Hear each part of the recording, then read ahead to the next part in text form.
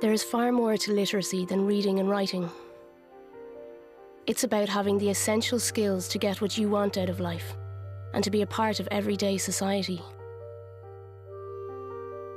Stuck for Words tells the story of people facing challenges and seizing the life that they lost out on. People trying to change their lives.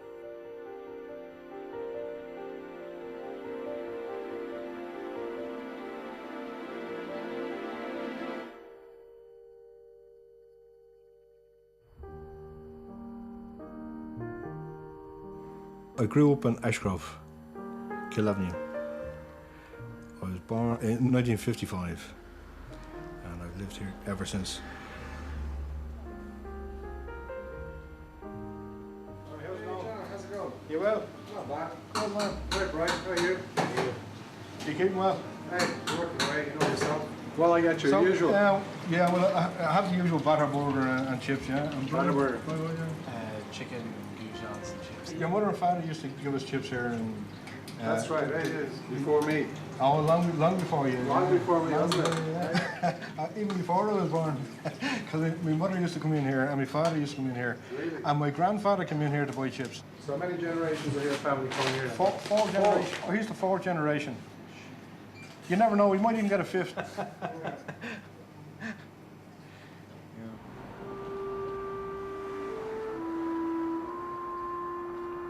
John Smith comes from Dunleary, County Dublin, a distinctive area of the country where people from very different backgrounds and circumstances live side by side within a small area, hugging Dublin's south coastline. There's a huge variety altogether. Everything from doctors to solicitors to coalmen to fellas who break sticks to there's all shapes and sizes. There's a whole mixture of people, all sorts of people, and I know them all. I can go back about 7 generations in Dunleary. My grandfather, he was a plumber in the gas company. My grandmother, Dolly, she was a teacher in the convent school in Convent Road. Before I went into the school, she was a junior infant teacher, part-time. John started his schooling at a convent in Dunleary and then moved on to the Christian Brothers on Ablana Avenue. However, for some children that entered primary school, the system would often see them lost to education. My parents, as far as I'm concerned, done their very, very best for me. My father was never a practical reader, but he was a very, very practical man. He was very successful in life and he was very good to us. And my mother was, needless to say, the best mother in the world. But they had a living to make. They worked very hard to put food on the table and pay the rent in a corporation house and educate us the best they could. They gave us every chance in life, but society and the brothers and the teachers, there were very few of them that would give you the chance that they were supposed to give you. Yeah.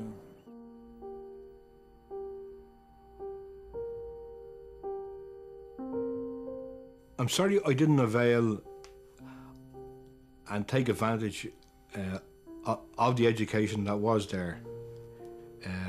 But you see, being treated the way we were treated in school and being frightened and beaten, slapped and lifted up by the ears and dust was thrown at us and oh God knows what else. There was a great fear there. There was a great, great fear. We often sat outside the office and we'd hear the leather strap literally lashing off a fella's hands or off his legs or wherever. He'd get 6 of what they used to call 6 of the best, and it was 6 of the best.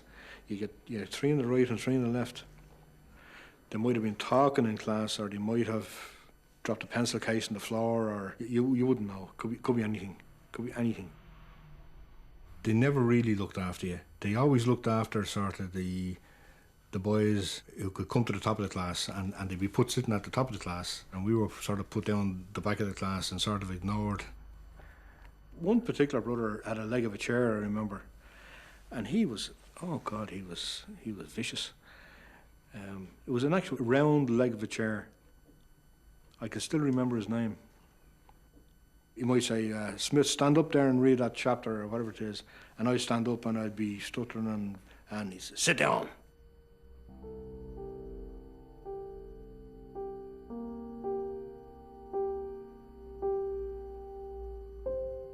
But there were lots of lads like me. There was, I mean, out of 60 lads in the class, there was probably 40 of them or 45 that wouldn't be able to stand up and read a passage or read a paragraph or anything like that.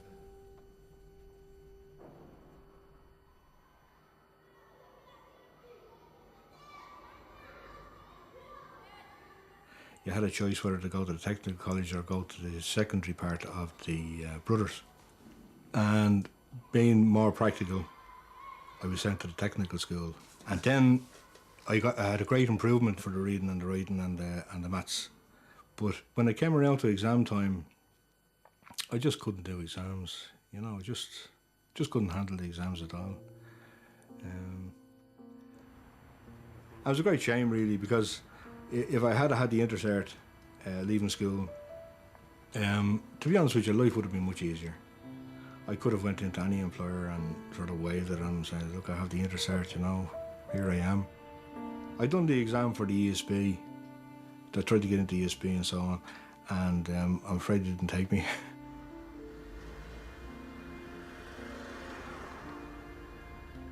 I would have liked to serve my time as a linesman on the road, doing the cables and that sort of thing.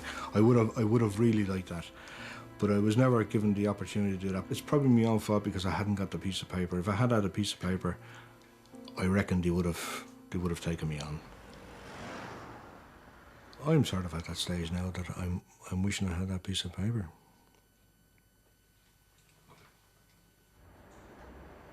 Leaving school at 15 without his intercert, John was fortunate enough to have a practical mind and abilities.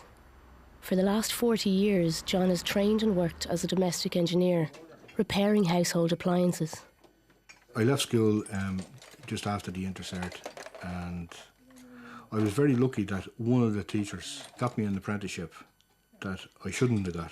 So without the formal certificate, I was given a chance to do an apprenticeship. I stuck at it. I seen a future in it. But without that particular teacher's noticing that I was more practical than I was academic, I don't know where I'd be today. You know, I just don't know what I'd be doing today. All service engineers spend their times their lifetimes on their knees. They get square knees, unless you wear the pads, of course. And I've never got used to the pads. There were lads in the class that left school that actually couldn't read nor write. I could manage it all right, you know, and within the job that I do, I managed to learn all the wording that I needed. But outside that, I didn't have any wording. I had a bit of trouble, all right, when I went to work for my first company, because I had to take names and addresses. This is back in the 70s or so. I had trouble taking people's names and addresses and things like that. And then it was learning the spare parts, all the different kinds of spare parts. It was just a question of, learning the different spare parts and how the words are spelled. But the actual work now came to me all right, yeah.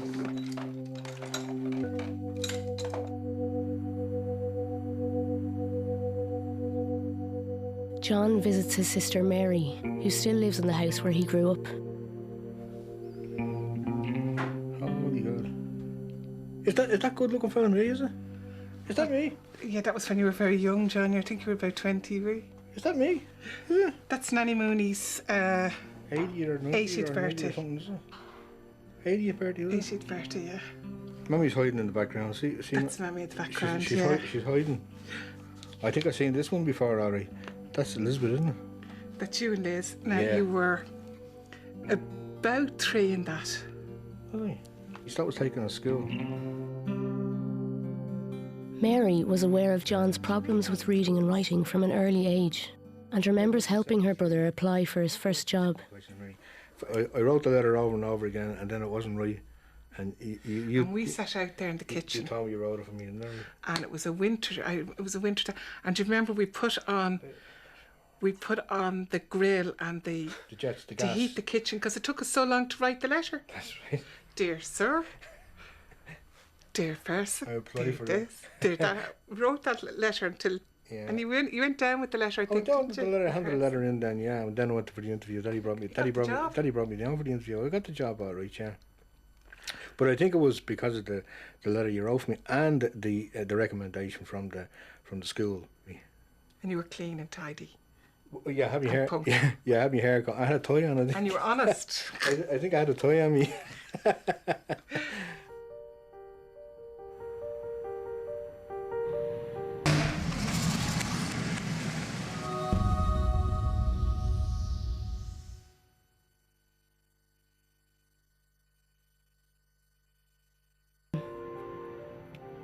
At first, I would say people are definitely very apprehensive. They're worried. It's something they have lived with usually for quite a long time before they actually take the move to come here. And I think the common thread would be people just feel they've missed on an opportunity and now's their chance to pick up that opportunity again.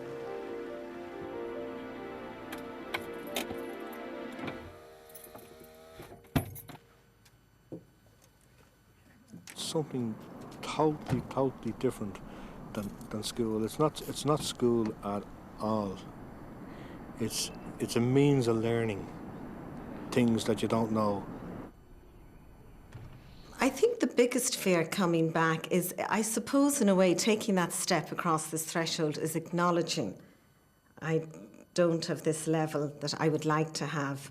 And it's society assumes if you get to age 20 or 30 and you don't have that level that you are stupid. And I think there's the fear that that perception will continue. S-O-S-O-N. That's it. You notice I'm writing in pencil now, James, because I can correct my mistakes. That's but fine. We're rubbing them out today. What does this word mean? Wrong? Yeah. You know what it means? Oh, of course not. Yeah, yeah. R-O-N-G is wrong. Wrong. Everything is R-O-N-G. Well, have a look in the dictionary there and see. It's the wrong house, the wrong table, the wrong... Well, what's this? You're wrong on what you said, and Okay. I'm wrong on what I said. And we'll have a look at this. Yeah. Now, Yeah, what's the first letter? we're going to look at this one first of all. R-O-N-G. Okay. Yeah. R-O-N. Oh, here we are. R-O-N. Now, can you see R-O-N-G is what you're looking for? Yeah.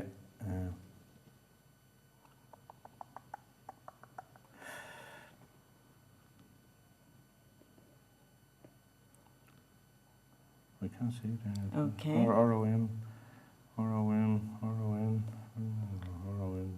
Okay, what might that suggest to you? It's not that. It's R-O-N-G. Wait now a second. Now it's on this page here. Oh no, that's M. R-O-N-G. So if you can't find it there, what does it suggest that maybe? Oh, it's spelled wrong. Yeah. But I think the one-to-one for an awful lot of people helps with confidence. A lot of people have come, they felt maybe they're not intelligent, they didn't do well at school, but in fact, to get where they are today, they obviously are intelligent because they've had to work around not having the literacy levels that a lot of other people would have. And if anybody tries to go day to day, even around a supermarket, if you can't read, it does make things very difficult. So you have to adapt ways of getting around that. Okay. And they've still managed to get by, run homes, run businesses, have families, and that indicates certainly a good level of intelligence. This here, what site is that there? S-I-G-H-T. That's the sight in your eyes. That's it. Yep. And what's the other site? O-S-I-T-E. Okay, well done. That's correct. Yeah. Yeah. Yeah. And what's that knot? What's this knot here? That's the knot in the wood, Okay. or the knot in the head. No. No, doesn't it make a difference? It makes a hell of a Can you difference. see that? Yeah, Broken in a okay. match. Once people come here and they get the confidence and they realise it's actually, things aren't as bad as they thought.